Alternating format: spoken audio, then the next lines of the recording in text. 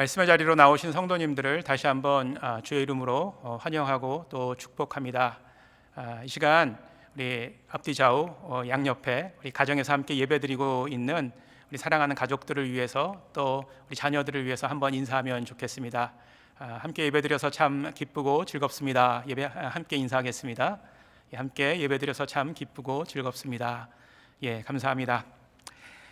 오늘 저희에게 하나님께서 주신 말씀은 고린도 후서 4장에 있는 말씀입니다.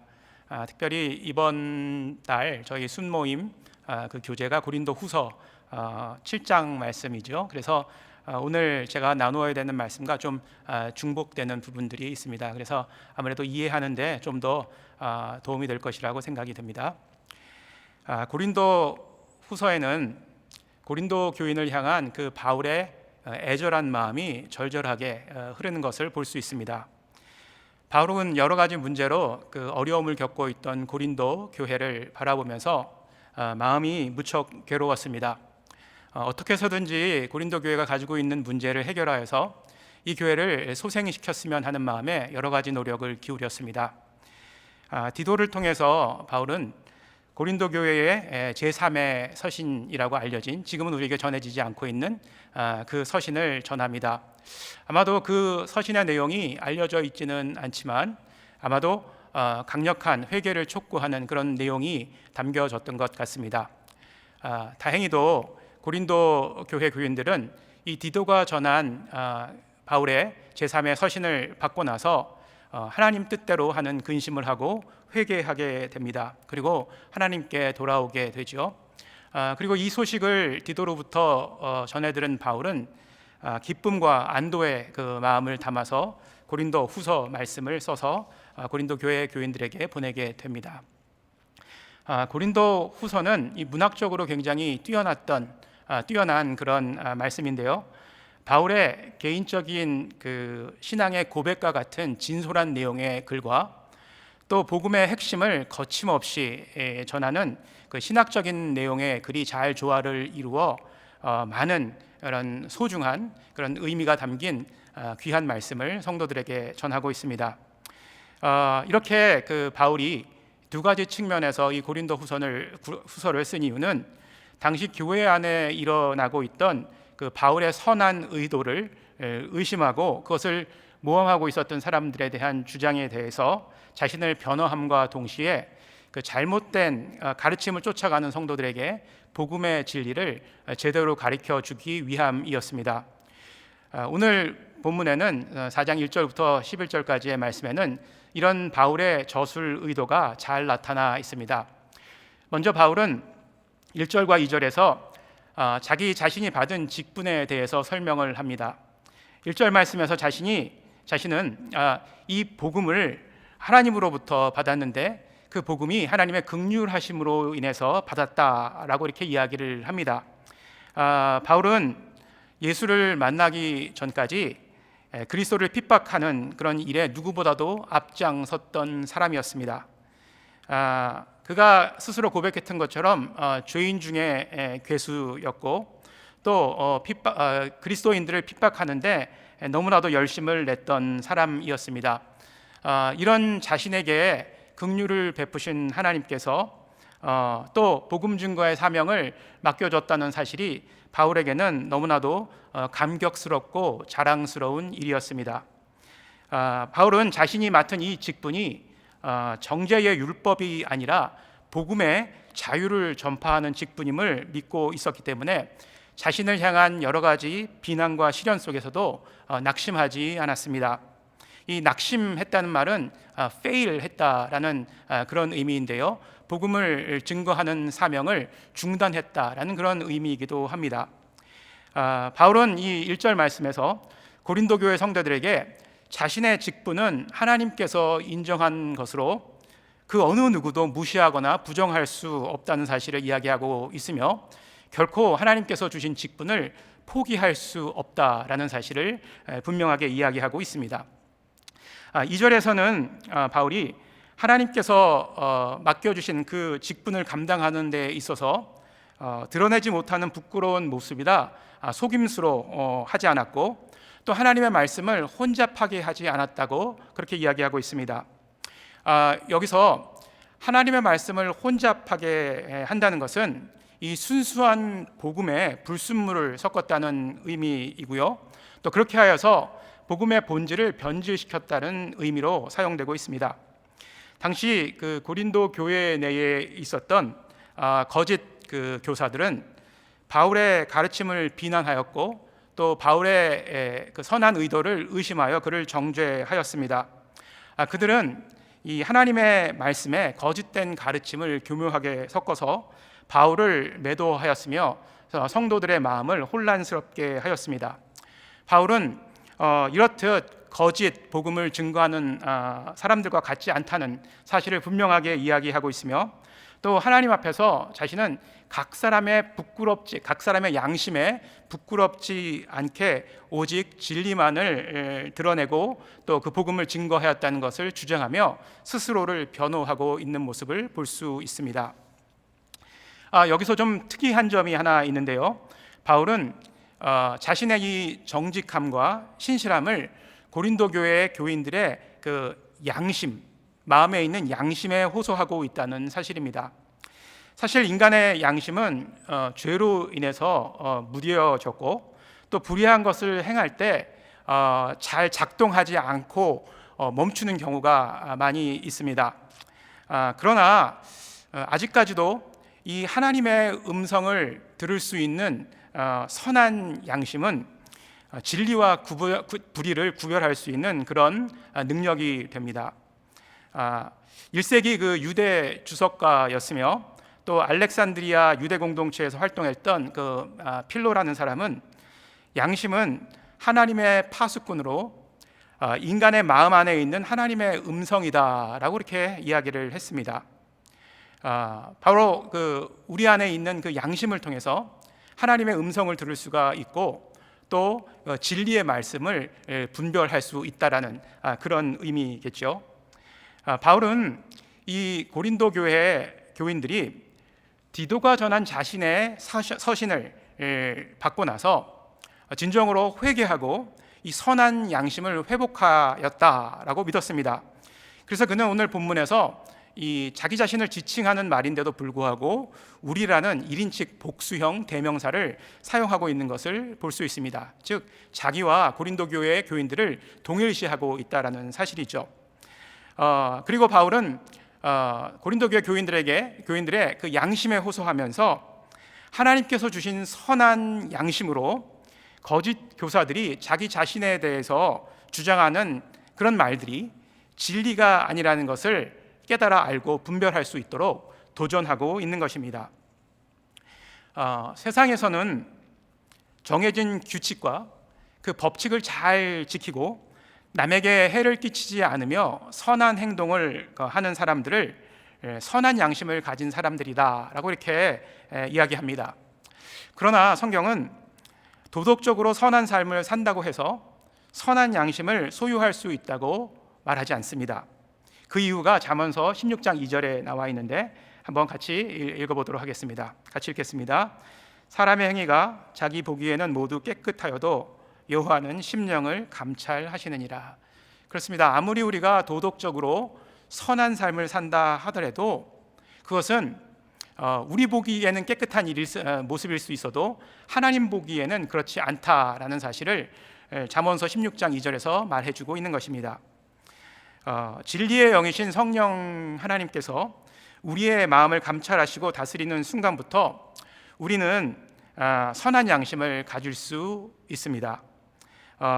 반대로 선한 양심을 우리가 갖지 못한다는 것은 성령 하나님께서 우리의 마음을 감찰하시지 못하기 때문인데 이는 우리 마음의 중심에 내가 앉아 있어서 내 삶을 내 뜻대로 다스리고 있기 때문입니다. 성령 하나님께서 결코 나를 다스리지 못하기 때문에 진리의 그런 말씀을 올바로 분별할 수 있는 그런 능력을 상실한 것이죠. 만일 지금 내 양심이 잘 작동하지 않는 것 같다라고 생각하시는 분들은 여전히 내가 내 마음의 주인으로 중심에 앉아서 나를 다스리고 있기 때문입니다. 그것이 바로 증거입니다. 내가 내 삶을 내 마음대로 컨트롤하고 싶은 그런 마음이 있다면 이 시간 우리의 마음을 감찰하시는 성령님 앞에 우리의 마음을 내려놓고 내 마음에 성령님께서 다시금 주인이 되어서 나를 다스려 주실 수 있도록 기도하는 것이 필요할 것입니다. 계속해서 3절에서는 바울은 자신이 전한 말씀에 대해서 비난하는 자들을 향해서 굉장히 강력한 경고의 말씀을 전하는데, 바울은 그 당시 이 고린도 교회에서 소수의 영적인 마음을 가진 선택된 사람들에게만 복음을 전한다는 그런 비난을 받고 있었던 것으로 추측이 됩니다. 그래서 이 바울은 자기 자신을 그렇게 비난하는 사람들을 향해서 만일 자신이 한 말을 알아듣지 못한다면 그런 사람들은 멸망의 길을 걷고 있는 사람들이다 라고 이렇게 강력하게 경고를 합니다. 바울은 사실 누구나 다 알아들을 수 있는 그런 쉬운 언어로 공개된 자리에서 설교를 했습니다. 그럼에도 많은 사람들이 이 복음의 진리를 깨닫지 못하였고 복음을 받아들이지 못하였는데, 바울은 그런 사람들을 향하여 그들이 복음을 받아들일 수 없는 이유는 그들의 마음이 수건으로 덮였기 때문이다 라고 그렇게 이야기를 합니다. 그리고 3절에서 이미 그것을 지적하는 것을 볼 수가 있습니다. 고린도후서 3장 14절에서 15절 말씀을 한번 보면요, 그러나 그들의 마음이 완고하여 오늘날까지도 구약을 읽을 때에 그 수건이 벗겨지지 아니하고 있으니 그 수건은 그리스도 안에서 없어질 것이라. 오늘까지 모세의 글을 읽을 때에 수건이 그 마음을 덮었도다. 그렇습니다. 그 마음에 수건이 덮여 있기 때문에 그 하나님의 진리의 말씀을 바로 분별할 수도 없고 들을 수도 없다라는 사실을 바울이 지적하고 있는 것입니다. 여기서 이 수건이 덮였다는 표현, 이것은 헬라어로 켈캄 림메논, 좀 발음하기가 어려운 단어인데요, 그런 단어를 사용하였습니다. 그리고 이 용법은 이 수동형의 형태로 쓰여졌습니다. 이렇게 수동 형태로 쓰여진 것을 디바인 패시브라고 이렇게 이야기를 하는데요, 이 수건이 덮어져서 복음을 들을 수 없다, 마음의 수건이 덮어져서 복음을 들을 수 없다라는 이 표현은 바로 사람들이 바울의 말을 듣고도 복음을 깨닫지 못하는 그 이유는, 물론 본인들이 그것을 거부하는 이유도 있었겠지만 그것이 바로 하나님의 주권적인 그런 역사에 의해서 이루어졌다는 사실을 이야기하고 있는 것입니다. 성도들이 그리스도의 영광에 참여하고 직분을 부여받는 것이 전적으로 하나님의 은혜로 가능한 것처럼 그리스도의 영광을 거부하고 멸망에 이른 것 역시 궁극적으로는 하나님의 주권 아래서 이루어진다는 사실을 이야기하고 있는 것입니다. 4장에서도 이렇게 이야기하는데, 이 세상의 신들이 사람의 마음을 미혹하여 그리스도의 영광의 빛의 광채가 사람들의 마음에 비치지 못하게 하였다라고 이야기를 하는데, 이 역시 하나님께서 사단의 활동을 종말까지 허락하셨기 때문에 가능한 것으로 모든 것들이 하나님의 주권 아래 놓여 있다는 사실을 이야기해주고 있는 것입니다. 그러나 사람의 마음에 덮인 수건도, 사람의 영안을 가리워 마음을 혼미케 하는 사단의 역사도 그리스도의 영광의 빛을 영원토록 가리지는 못합니다. 예수 그리스도는 하나님의 형상으로 이 세상을 창조하시고 다스리시는 하나님이십니다. 예수 그리스도 안에 있는 영광의 빛은 세상의 어둠을 몰아내고 하나님의 영광을 드러내게 하며 우리의 마음에도 구원의 빛을 비추어 주셔서 우리를 빛의 자녀로 삼아 주시는 그 능력의 빛이십니다. 그렇기 때문에 아무리 두꺼운 수건이 우리의 마음을 가린다 하여도, 사단이 우리의 마음을 미혹한다 하여도 at the end, 결국에는 그 하나님의 예수 그리스도의 영광의 빛이 우리를 하나님의 자녀로 또 빛 가운데로 인도하신다는 것을 성경에서 분명히 이야기하고 있다는 것입니다. 복음의 핵심은 하나님의 형상이시고 하나님의 영광과 생명의 빛이신 예수 그리스도이십니다. 그래서 복음은 왓이 아니라 후에 관한 이야기라고 말합니다. 복음이 전해진 곳에는 하나님의 영광의 빛이 비추기 때문에 어둠이 물러가고 죄악으로 망가진 개인과 공동체가 회복되는 그런 역사가 일어납니다. 갈라진 가정과 교회가 하나 되는 일이 일어나고 또 민족의 운명을 바꾸고 또 평화가 임하는 그런 능력이 복음 안에 있다는 사실을 우리가 발견하게 됩니다. 바울이 자신을 드러낸다거나 자신의 유익을 위해 특정한 사람들에게만 복음을 전한다는 비난을 받으면서도 계속해서 자신에게 주어진 직분을 수행할 수 있었던 것은 하나님의 긍휼하심으로 그 직분이 주어졌다는 사실과 그 직분의 사명이 그리스도 예수가 주라는 것을 선포하는 것임을 분명하게 인식하고 있었기 때문이었습니다. 또한 자신의 인간적인 지위나 또 특권을 포기하지 않고는 그 직무를 수행할 수 없다는 사실을 잘 알고 있었기에 그는 이 복음을 위해 자기의 모든 것들을 포기하였고 복음의 종이 되었다고 고백하고 있습니다. 5절 말씀이 바로 그 이야기를 하고 있습니다. 바울이 이 복음을 위해서 종이 되었다는 그리고 그 복음이 바로 예수 그리스도가 주되심을 선포하는 것이라는 사실을, 즉 복음의 핵심에 대해서 이야기를 하고 있습니다. 5절 말씀 한번 같이 읽어보도록 하겠습니다. 우리는 우리를 전파하는 것이 아니라 오직 그리스도 예수의 주되신 것과 또 예수를 위하여 우리가 너희의 종된 것을 전파함이라. 그렇습니다. 예수 그리스도가 주이시고 우리는 그분과 이웃의 종이 되어 순종하고 섬기는 것, 이것이 바로 복음의 본질이고 우리가 전해야 할 복음의 메시지인 것입니다. 종은 주인을 기쁘게 하고 그 뜻에 순종해야 될 의무가 있는 사람입니다. 종은 주님의 기쁨이 또한 나의 기쁨이 되고 또 주인의 일이 나의 일이 될 때 주인으로부터 인정받고 축복을 받게 됩니다. 종은 주인의 영광을 찬양하고 선포해야 합니다. 그리고 비록 고난을 받는다 할지라도 주인이신 하나님께서 주신 사명을 기쁘게 감당하고 또 기쁘게 순종하는 것이 종의 책임입니다. 또한 종이 된다는 것은 결코 속박을 의미하지 않습니다. 바울은 종이 된다는 것을 율법의 속박이 아닌 복음의 자유를 누리는 것이라고 믿고 있었습니다. 그래서 그는 기꺼이 이 그리스도의 복음을 위해서, 하나님의 복음을 위해서 종이 되었다라고 이렇게 고백하는 것을 볼 수 있습니다. 빌립보서 1장 1절의 말씀 보면 그리스도 예수의 종 바울과 디모데는, 그리스도 예수의 종 바울과 디모데는 그리스도 예수 안에서 빌립보에 사는 모든 성도와 또한 감독들과 집사들에게 편지하노니라고 이렇게 빌립보서를 시작하는 것을 볼 수가 있습니다. 바울은 분명히 자신이 예수 그리스도의 종이다라는 사실을 이야기하고 있습니다. 그러나 참 안타깝게도 우리 자신의 모습을 돌아보면 우리는 우리가 종이라는 사실을 잘 깨닫지 못하고 있는 것 같습니다. 그걸 깨닫지 못하고 살아갈 때가 많다는 것이죠. 종이 되기보다는 주인으로서 살아가기를 원하고 있는 그런 사람들이 많은 것 같습니다. 어떨 때는 저도 종보다는 주인이 좋은 것 같다라고 생각하는 때가 있습니다. 그러기에 진정한 주인이신 예수 그리스도께 순종하는 삶을 살지 못하고 있는 것 같습니다. 그리고 이웃을 섬기는 삶을 살지도 못하고 있습니다. 주인의 뜻에 순종하지도 못하고 또 이웃을 섬기는 삶을 살지도 못하고 있는데 어떻게 우리가 이 복음을 증거하는 그런 직분을 감당할 수 있겠습니까?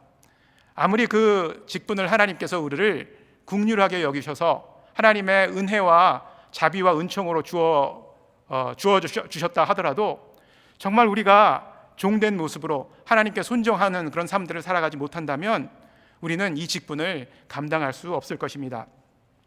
요즘 한국교회의 모습을 보면 참 안타까운 마음으로 기도를 하게 됩니다. 오늘 말씀 후에도 함께 같이 기도하기를 원하는데요. 그 이유는 이 논란과 갈등 속에 이 한국 교회가 갈 방향을 알지 못하고 헤매고 있는 것 같아 그런 생각이 듭니다. 그리고 이 한국 교회가 이 어려움을 겪고 있는 한국의 교회가 다시금 새로워지고 영적으로 회복될 수 있을까? 이렇게 걱정의 눈길로 한국 교회를 바라보는 사람들이 점점 많아지고 있는 것 같습니다. 이웃에게 다가가고 또 섬김의 그 모습을 보이지 못하고 있을 뿐더러 세상을 향해서 문을 걸고 성을 높게 쌓는 그런 모습을 보이고 있는 것 같습니다.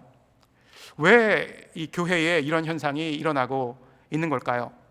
나름대로 부족하지만 진단을 해보았는데 한마디로 종의 모습을 잃어버렸기 때문은 아닌가, 이렇게 나름대로 결론을 내려보았습니다. 종의 모습은 없고 주인만이 있는 곳이 바로 지금 우리가 살고 있는 이 세상이 아닌가, 이런 생각이 듭니다. 종은 없고 주인만 있는 그런 세상. 그런데 이 교회도 세상에 있다 보니까 이런 세상의 모습을 닮아가고 있는 것 같습니다.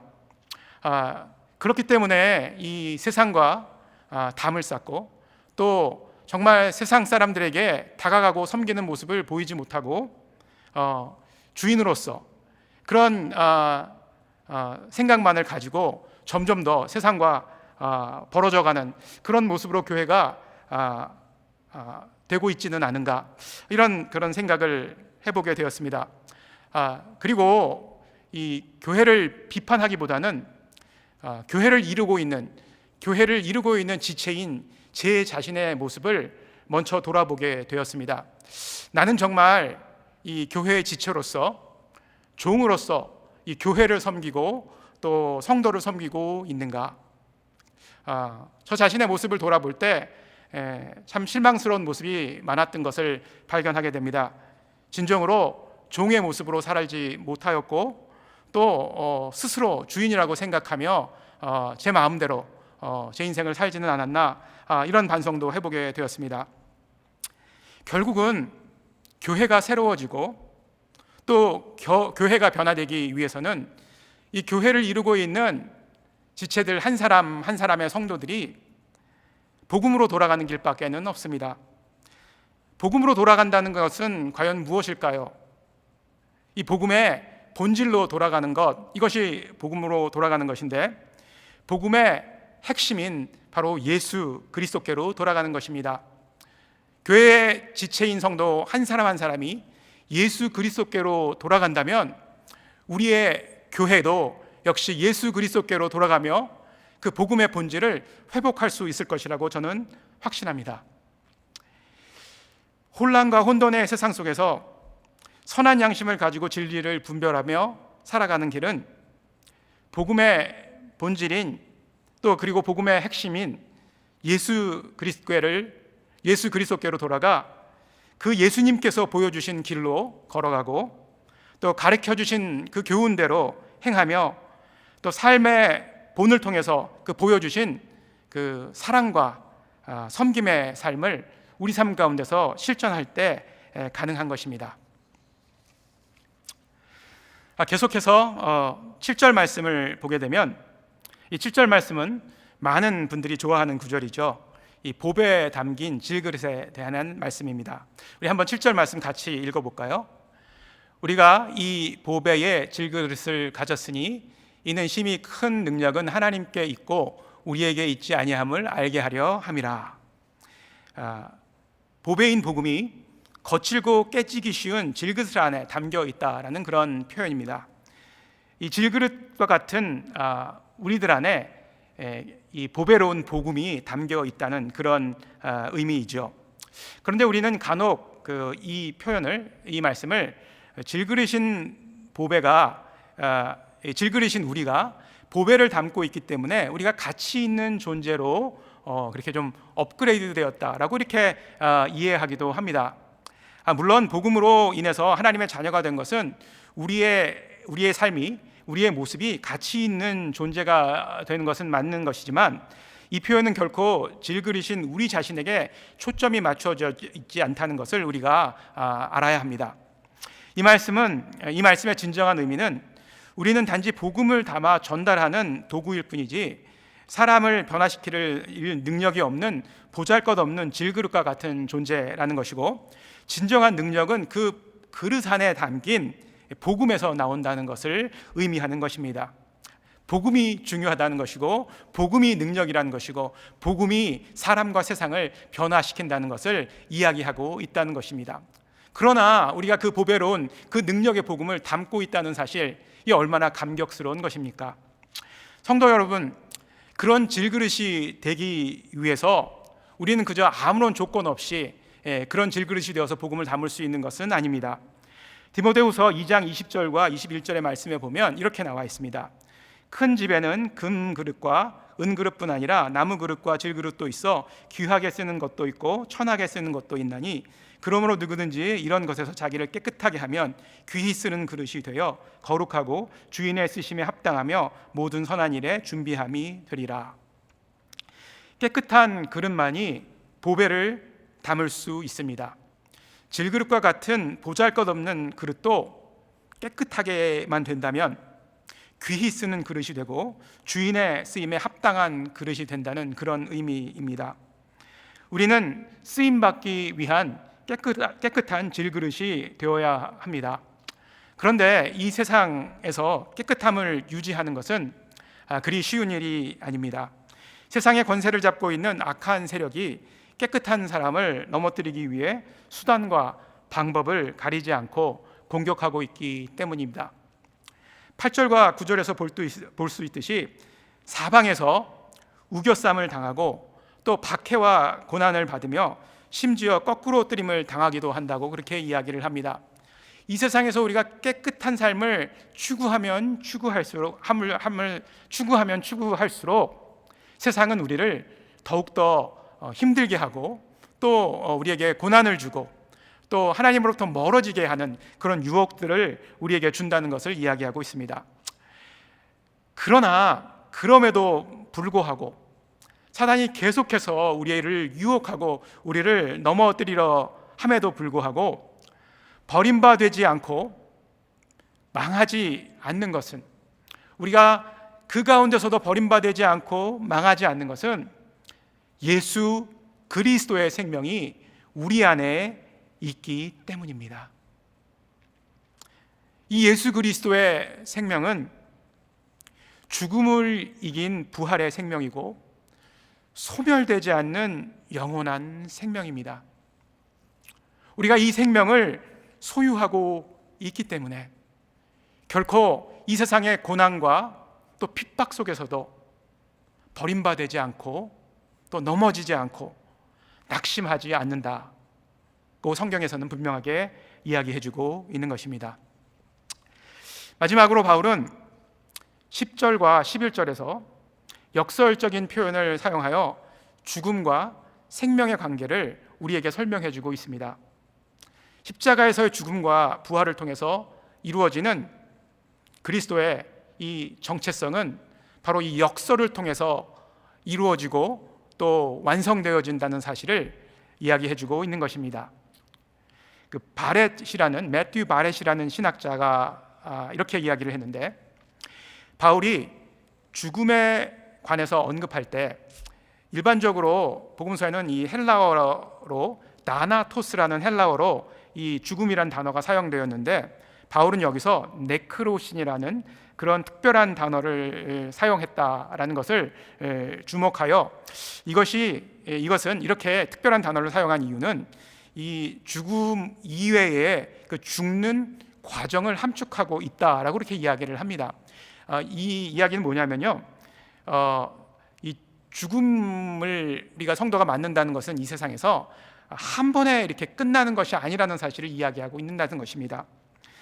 성도가 이 세상에서 신앙을 가지고 믿음의 삶을 살아가고자 할 때 예수의 죽음과 같은 고난의 과정이 이 한 번으로 끝나는 것이 아니라 우리 삶의 일부가 되어서 계속해서 존재한다는 것을 의미하고 있는 것이다라는 그런 의미로 이 네크로신이라는 단어를 사도 바울이 사용했다라고 그렇게 이야기를 하고 있는 것입니다.